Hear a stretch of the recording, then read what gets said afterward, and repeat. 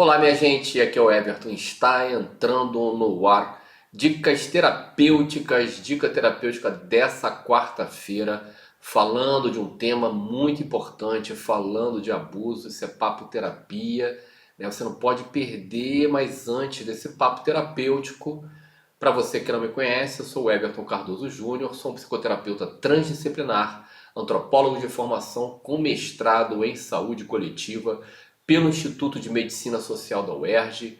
Eu tenho um canal aqui no YouTube, o IMC2, o seu canal de terapias transdisciplinares, que são técnicas transpessoais, holísticas e esotéricas.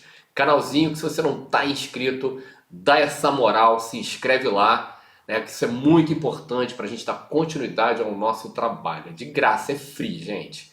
Então, falar de um tema muito importante em terapia, o tema de abuso, abuso infantil, né, na perspectiva sistêmica, que é a perspectiva psicoterapêutica, a perspectiva transdisciplinar, que embasa, né, a minha compreensão ali dos processos terapêuticos. Então, minha gente, há uma relação muito forte entre abuso e abandono. Há uma cadeia ali entre abandono, abuso e suicídio. Isso pelo seguinte: é comum essa relação, você encontrar essa relação entre abuso e abandono, porque quando, né, uma criança, né, passa por uma situação de abuso, isso está intrínseco ali um certo abandono. Mesmo quando os pais são super cuidadosos, né, experiências diversas, né? Essas experiências são mais comuns do que a gente imagina. Né? Em experiências diversas, por exemplo, uma criança que esteja sendo abusada no colégio. Né? Então os pais são cuidadosos e tudo, a criança vai para o colégio e aí ela vive uma situação de abuso no colégio. Ainda assim, a criança, no inconsciente dela, entende isso como um certo abandono, ela foi abandonada aquela sorte ali. E os pais, a gente tem que estar atento aos nossos filhos durante aquele período que ele está no colégio. A gente tem que conversar sobre o dia a dia. E uma coisa muito importante em relação às nossas crianças é estimular que elas façam desenhos. Porque é nos desenhos que muitas vezes a gente vem descobrir, nos desenhos das crianças, que uma criança está passando por uma situação de abuso. Há um tempo atrás passou uma reportagem que eu vi na rede social falando de uma criança que tinha feito um desenho e se percebeu um abuso ali numa gravata fálica que aquela criança teria desenhado. E eu vi muitos comentários, muita gente falando ali que é um absurdo, desenho infantil é assim. Não é não, gente. Quando você tem ali qualquer coisa muito fálica e repetida, né, produzida por uma criança, a gente tem que, né, suspeitar, a gente tem que cogitar e procurar um profissional em psicoterapia, um profissional qualificado que trabalhe crianças para destrinchar aquilo ali.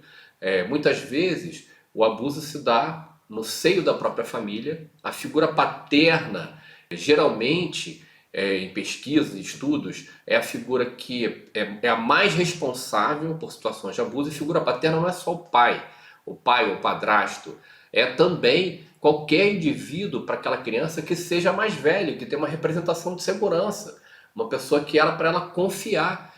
Pode ser um tio, um avô, pode ser um irmão mais velho, um primo mais velho, ou uma pessoa que está no contexto familiar e por acaso tem acesso àquela criança. Então é importante a gente ter atenção primeiro na nossa família. É mais comum as crianças serem abusadas na família do que na escola, apesar também da gente ter que ter atenção, como eu estava falando antes, em relação a esse período que o nosso filho passa nos colégios. A gente precisa conhecer, a gente precisa conversar com a criança, sem pressão, né, gente? A criança, ela tem uma acessibilidade muito grande, então é só tipo assim, como é que foi, o que aconteceu, né? Deixar a criança trazer um pouco aquelas informações, ficar atento aos desenhos dela, e é isso aí. É importante dizer, gente, olha, muita coisa é importante dizer sobre esse tema. Quanto mais cedo ocorre o abuso, mais aquilo fica recalcado no inconsciente, mais onde há fumaça, há fogo. Eu tive uma cliente que ela me falou que ela tentou suicídio aos 14 anos, tentou suicídio aos 21 anos e estava ali com 26, 27 anos, ou seja, se bobear é tentar o suicídio novamente. E isso para mim era algo muito estranho. Imagina, uma menina, tinha pai, tinha mamãe na jogada, aos 14 anos de idade, uma tentativa de suicídio, ao primeiro momento está indo para a individualidade dela, está começando a ir para o mundo, ou tendo uma legitimidade maior para ir para o mundo, aí ela quer o quê? Não quer ir, né? Aí depois, aos 21 anos de idade, na maioridade, a mesma coisa, muito suspeito. E ela não tinha lembranças da situação de abuso que ela vivenciou e tinha vivenciado uma situação de abuso, não pelo pai, mas por um elemento ali numa função paterna, que tinha acesso àquela criança, tinha acesso à casa dela e praticava sistematicamente o abuso. Aí o que acontece? A criança, ela não tem consciência erótica. Nem o adolescente ainda tem consciência erótica. Está começando a se entender, começando a se descobrir. Mesmo que já tenha uma tendência meio clara, meio definida, né? Também ali na adolescência, até 15 anos de idade, ainda não tem consciência erótica. Ainda mais uma criança, e quanto mais tem idade, menos consciência erótica essa criança vai ter. Mas a criança, ela tem um corpinho erógeno. O nosso corpo é um corpo erógeno, é um corpo de prazer. Nós temos, né, áreas do nosso corpo que são áreas, né, prazerosas ao toque, digamos assim, ao toque, às carícias, né? E no primeiro momento a criança pode entender esse toque como um movimento de afetividade normal, natural. Só que quando começa a ir para a região efetivamente erógena, genitais, essas coisas, né, a criança ela dá um bug de sistema ali. Ela pode até sentir prazer, porque o corpinho é um corpinho erógeno, mas ela entende, tem uma coisinha dentro dela que fala, opa, isso não está certo. E as crianças, quanto mais tenra a idade, elas ainda estão começando a compreender, a dominar as palavras e a conectar sentimento às palavras. Então, elas têm menos habilidade para explicar aquilo que está acontecendo com elas. Mas tem umas coisas, né, muito importantes. A primeira fase da infância, até os 7 anos de idade, a criança é criança, ela é mais experimental. Então é comum você ver o menininho falando, eu quero ser menina, a menininha falando, eu quero ser menino. Isso não tem nada a ver com sexualidade, tem a ver com experimentação. É comum também uma criança nessa primeira infância tocar mais a si mesmo. Ela está experimentando o corpinho dela. A partir dos 7 anos, em torno dos 6, 7 anos de idade, momento do corte de piano, né, momento que a menina que está mais conectada no papai, ela dá uma cortada ali, ela entende que o papai é da mamãe e ela, né, vai ter que, tipo, ela não é o namorado dela. Tem até um videozinho muito legal aí também que circula nos Facebook da vida, no Instagram, de uma menina chorando, eu quero um marido! Até em torno dos 6 aninhos, está no momento do corte de piano. Olha que incrível. Aí alguém fala para ela assim, mas você tem um papai? O papai é marido da mamãe. Ela está entendendo que o papai é marido da mamãe. Aí ela vai seguir a mamãe. E com o menininho conectado na mamãe, né? Aí tem um momento em que ele vai seguir o papai, 7 anos de idade. Esse momento é um momento de fase de latência. Então a criança, ela esquece um pouquinho a sexualidade dela nessa fase. Isso vai ser retomado ali na pré-adolescência e na adolescência dela, quando tiver um outro momento hormonal. O menino com uma carga de testosterona ali, né, vai começar a ejacular.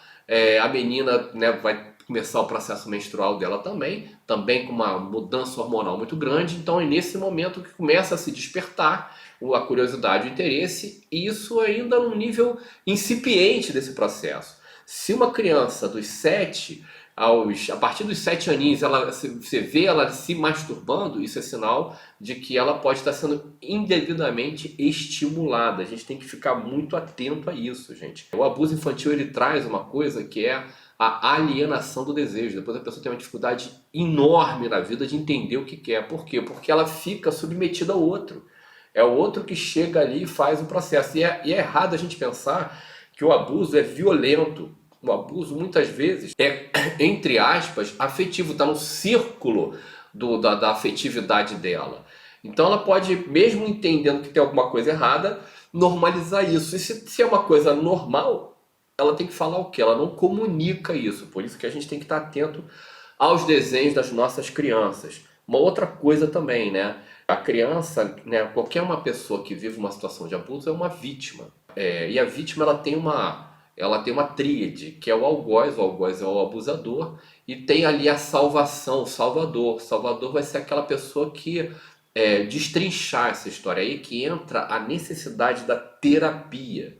Se alguém percebe em algum momento alguma coisa em relação a alguma criança, né, é o momento quanto mais cedo se trabalhar, né, mais fácil vai ser para essa criança, para esse sujeito integrar isso na sua vida, na sua existência, porque é isso que ela vai ter isso que o indivíduo vai ter que fazer depois. Então, adulto, você, né, fazendo uma terapia, você se descobre nesse lugar, você já sabe, você traz aquela informação, isso já aconteceu inúmeras vezes. Na minha clínica, aconteceu inúmeras vezes. Quando o adulto traz, vai ser mais difícil trabalhar essa integração. Essa integração passa por ele aceitar aquilo que aconteceu, tudo aquilo que aconteceu na vida dele. Todos os fatos que aconteceram na nossa vida precisam ser integrados, eles precisam viver um nível de aceitação. Então, quando você tem ali uma possibilidade, né, de um caminho terapêutico para colocar isso no outro lugar, para ressignificar essa experiência, e aí essa experiência deixa de estar ali, né, minando a gente com uma coisa, com uma azia, é uma coisa assim meio estranha dentro da gente, né? Deixa de estar nesse lugar e se transforma em força, passa a fazer parte da nossa história, parte do nosso processo de resiliência, de crescimento, de evolução, entendeu? Muitas vezes, esse indivíduo que é abusado, que não vive essa possibilidade de redenção terapêutica, né, entende isso como um jugo e às vezes se constrói toda uma sexualidade com base no estigma. Muitas vezes também se tornam profissionais do sexo. Você vai ver, eu já trabalhei várias garotas de programa, garotos de programa também, e né, praticamente em todas as experiências você tem ali o abandono paterno, você tem ali experiências de abuso, experiências que vão colocar aquele indivíduo naquele lugar. Gente, essa questão do sexo, da sexualidade, ela é muito importante, ela é vital. A gente precisa aprofundar o nosso conhecimento, o nosso entendimento sobre a sexualidade, né? Unindo ali tudo que a gente já conhece em termos de psicologia, de psicanálise, da questão da sexualidade, mas unindo também a conceitos que estão em outras racionalidades médicas. A visão tântrica, a visão do taoísmo também, a visão da medicina chinesa, a visão da medicina védica sobre esse tema também. Isso, né, não provoca questões apenas na nossa sexualidade, portanto, na nossa subjetividade, na nossa estrutura psicológica, provoca questões no nosso corpo também. É comum vocês, né, encontrarem pessoas que passaram por situações de abuso e aí vão para uma obesidade muito significativa como uma espécie de proteção do corpo dela ao desejo do outro. Uma série de questões. O sexo ele está ligado completamente ao processo de vida e morte, portanto, o sexo é a mola central da pulsão de vida e da pulsão de morte. O indivíduo, por exemplo, que ele evita o sexo, ele tem medo da morte. O indivíduo que quer se entregar ao sexo, né, aí é o desejo da morte. Medo versus desejo da morte. Né? A sexualidade, o sexo, é que produz a continuidade da vida, produz a propagação da espécie. Então, está muito conectado na vida. E também a supressão do sexo, né, provocaria extinção. Então, também está conectado na morte. O sexo é a mola central da pulsão de vida e da pulsão de morte.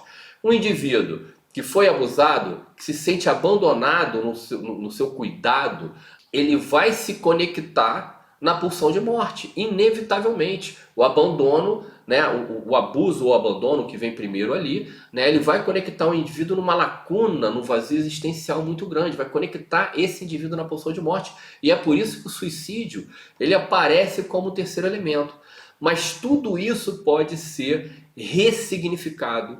Todas as experiências que a gente vivencia, mesmo as experiências mais dolorosas, elas são comuns se você olhar para a humanidade de modo geral, no tempo histórico da humanidade. No passado ainda era pior. Hoje em dia, apesar de ainda acontecer muito, existem mais mecanismos que podem ajudar os indivíduos que estão passando por situações assim. A sociedade é mais atenta e tem muito mais recursos terapêuticos também para a gente poder ajudar o indivíduo a integrar suas experiências dolorosas e tóxicas do passado.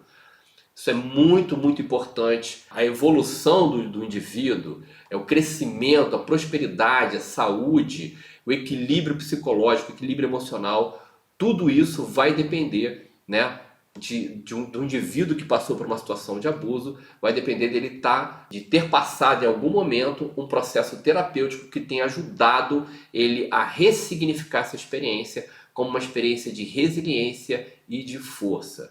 Então, terapia é fundamental. Vamos ter atenção às nossas crianças. E veja bem, gente, o abuso geralmente ele acontece dentro de casa. Mesmo aquele período que a gente tem as crianças no colégio, a gente tem que estar perto das crianças, a gente tem que estar integrado, né, trazendo eles ali para conversar, para trazer as coisas para a gente. E o desenhozinho é legal. Quando tem alguma coisa sugestiva, né, a gente tem que tomar cuidado também, porque no desenho tem muitas coisas que são fálicas, né? Há uma chaminé, muitas coisas que são fálicas. Por isso que é interessante, quando você percebe aquilo sistemático no desenho de uma criança, conversar com um terapeuta, né, com um psicólogo, com alguém que trabalhe com a psicologia infantil, né, para poder dar o melhor suporte a essa criança e a essa família. Esse foi o papo da nossa quarta-feira, falando de abuso, falando de terapia, psicoterapia transdisciplinar. Muito obrigado. Se você curtiu esse vídeo, dá o seu like, é muito importante pra gente. Compartilha ele para outras pessoas poderem curtir também. Até a próxima quarta-feira que vem tem nova dica. Beijo, obrigado.